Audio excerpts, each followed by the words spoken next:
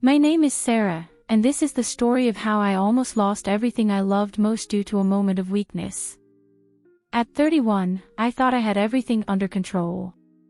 Married for 8 years to Michael, a talented and successful architect, our life seemed perfect in everyone's eyes.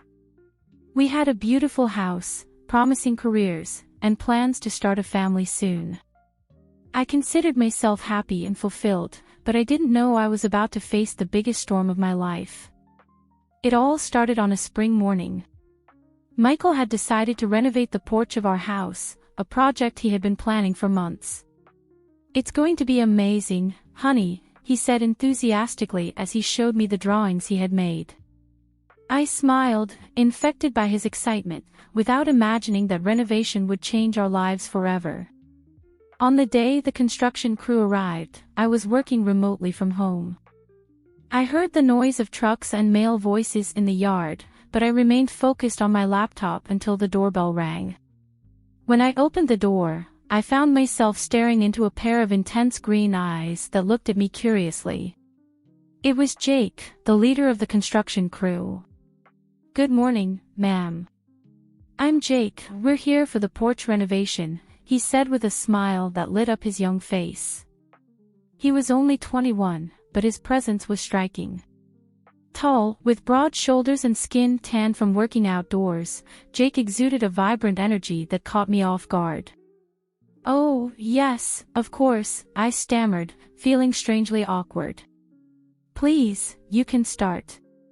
My husband left all the instructions. In the days that followed, I tried to keep my distance from the construction crew, but it was inevitable to cross paths with Jake from time to time. Each casual encounter made my heart race in a way I hadn't felt in years. I tried to ignore these sensations, telling myself it was just a passing attraction, something harmless. Then Michael announced that he would need to travel for work for 2 weeks. "It's an important project, darling." "I can't refuse," he explained, kissing me softly before leaving. I felt a mixture of apprehension and guilt as I watched him go, aware of the attraction I felt for Jake. With Michael away, the tension between Jake and me grew exponentially. Our gazes crossed more frequently, and I began to find excuses to be around while he worked. One day, as I was serving water to the crew, Jake approached. "You seem a little lonely without your husband," he commented casually. "Please, call me Sarah," I replied, feeling a shiver run down my spine. And yes, the house is very quiet without him. From that moment on, our conversations became more frequent and personal. Jake told me about his dreams of becoming an architect, about how he started working in construction to pay for college. I found myself sharing my own aspirations, fears, and doubts. It was easy to talk to him, dangerously easy. One afternoon, while discussing some details of the renovation, our fingers accidentally touched. The contact, though brief, sent a wave of electricity through my body. I looked at Jake and saw in him the reflection of the desire I was feeling. Before I could think, his lips were on mine, and I returned the kiss with a passion that frightened me. When we separated, breathless, the reality of what we had done hit me like lightning. "This can't happen again," I mumbled, more to myself than to him. Jake nodded, looking as confused as I was, and quickly returned to work. That night, lying alone in my bed, I was consumed by guilt. How could I do this to Michael? He trusted me, loved me, and I betrayed him with a kiss. But as much as I felt guilty, I couldn't deny the attraction I felt for Jake. It was as if he had awakened a part of me that had been dormant for a long time. The following days were torment. I avoided Jake as much as I could, but every time we saw each other, the tension was palpable. He tried to talk to me a few times, but I always found an excuse to walk away. Deep down, I knew that if we were alone again, I wouldn't be able to resist. Michael's early return was both a relief and a shock. When I saw him walking through the door, a week earlier than expected, I felt a mixture of joy and panic. "Surprise, honey," he exclaimed, hugging me tightly. I managed to get everything done early and came back sooner for you. I tried to act normally, but Michael soon realized something was wrong. Is everything okay, Sarah? He asked, concerned. You seem tense. I forced a smile. Just tired. Work has been tough, I lied, hating myself for every false word that came out of my mouth. In the days that followed, I did everything possible to prevent Michael and Jake from meeting. But fate had other plans. One afternoon, while Michael was inspecting the progress of the renovation, Jake appeared unexpectedly. I saw the exact moment their gazes met, and my heart stopped for an instant. You must be Jake, Michael said, extending his hand. Great work you guys are doing here. Jake shook his hand, giving me a quick glance. Thank you, sir. We're doing our best. The conversation between them was brief and professional, but to me, it felt like an eternity. When Jake finally left, I felt like I could breathe again. I thought I had managed to avoid disaster, but I was wrong. A few days later, I received a message from Amanda, Michael's best friend. We need to talk. It's urgent. I met Amanda at a coffee shop near our house. As soon as I sat down, she got straight to the point. Sarah, I saw you with that construction guy the other day. You seemed intimate. I felt the blood freeze in my veins. Amanda, it's not what you're thinking, I began to say, but she interrupted me. Look, I don't know what's going on, but Michael has been my friend for years. He deserves to know if something is wrong.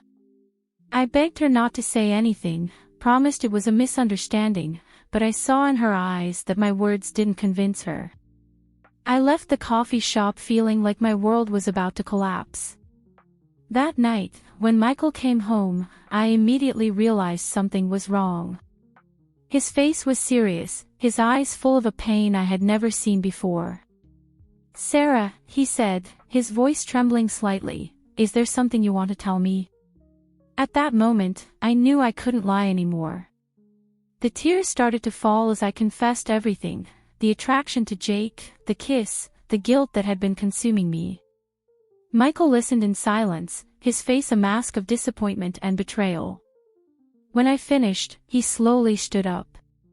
I need some time, was all he said before walking out the door, leaving me alone with my regret. I spent the night awake, crying and wondering how I could risk everything we had for a moment of weakness. Around 3 a.m, I heard a knock on the door. My heart leaped, thinking it might be Michael, but when I opened it, I saw Jake standing there. I saw your husband leaving, he said, his eyes full of concern.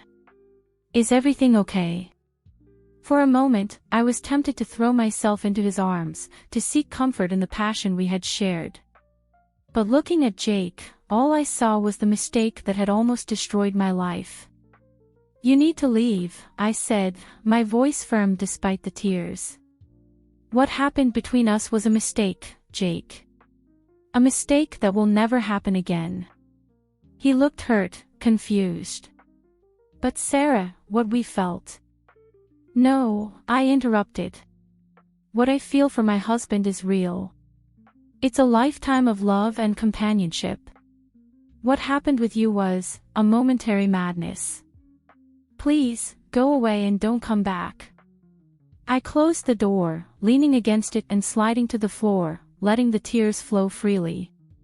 At that moment, I promised myself that I would do anything to save my marriage, if Michael gave me a chance. Morning came, and with it, Michael. He looked exhausted, as if he hadn't slept either. He sat down next to me on the couch, maintaining a distance that broke my heart. I spent all night thinking, he began, his voice hoarse. Thinking about us, about everything we've built together.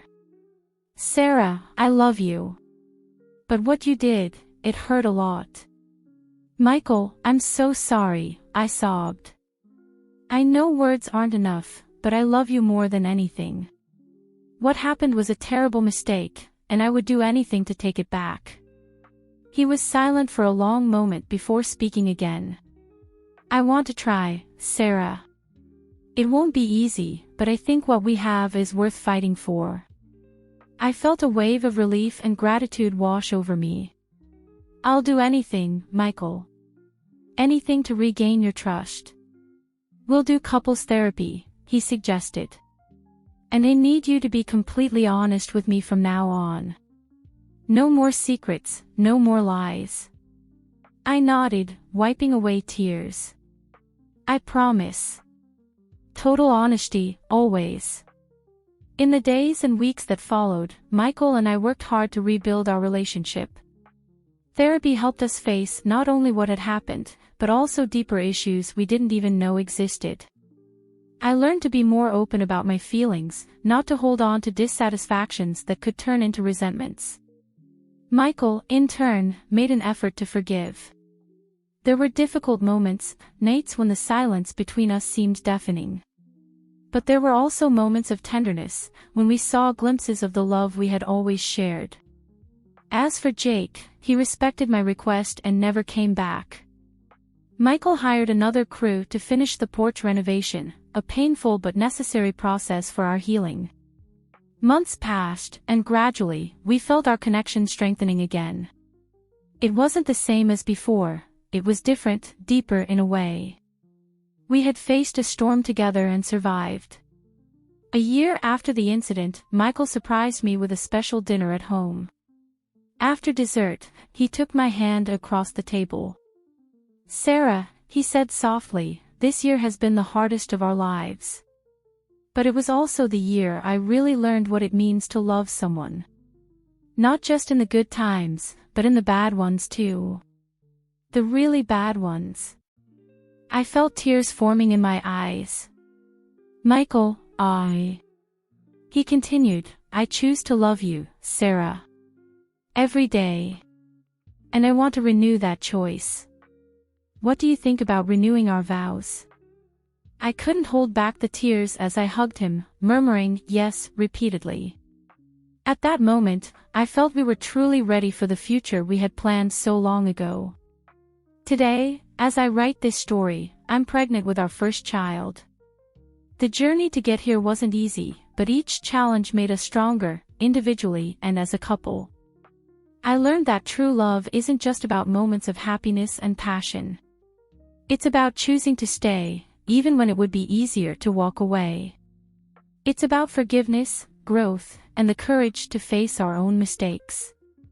My story is a reminder that we are all fallible, capable of making mistakes that can deeply hurt those we love.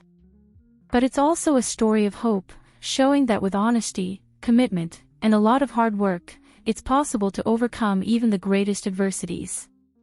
If there's one lesson I can share, it's this: cherish the love you have. Take care of it, nurture it, protect it. Because in the end, it's love that sustains us, that makes us grow, and that gives meaning to our lives. Looking back, I see how close I came to throwing everything away for a moment of weakness. The gratitude I feel for having had a second chance is immense. Michael and I aren't a perfect couple, no one is. But we are a couple who chooses, every day, to love each other, with all the imperfections and challenges that implies. Our story continues to be written, day by day. And I'm eager to see what the future holds for us, knowing that no matter what happens, we'll face it together. As I caress my belly, feeling our baby's first movements, I can't help but smile. This little being is living proof that love, when nurtured and valued, can overcome any obstacle. The porch renovation, which was once the scene of so much turmoil in our lives, is now our favorite place to relax together. Sometimes, sitting there in the late afternoon, Michael and I talk about the past, not with bitterness or resentment, but with the wisdom that only comes through experience and forgiveness. "You know," Michael told me one of those afternoons, "there was a moment when I thought I would never be able to trust you again." I felt my heart tighten at his words, but he continued, holding my hand. "But then I realized that trust isn't something that simply exists or doesn't exist. It's something we build together, every day, with every choice we make." His words touched me deeply, because I had come to the same conclusion.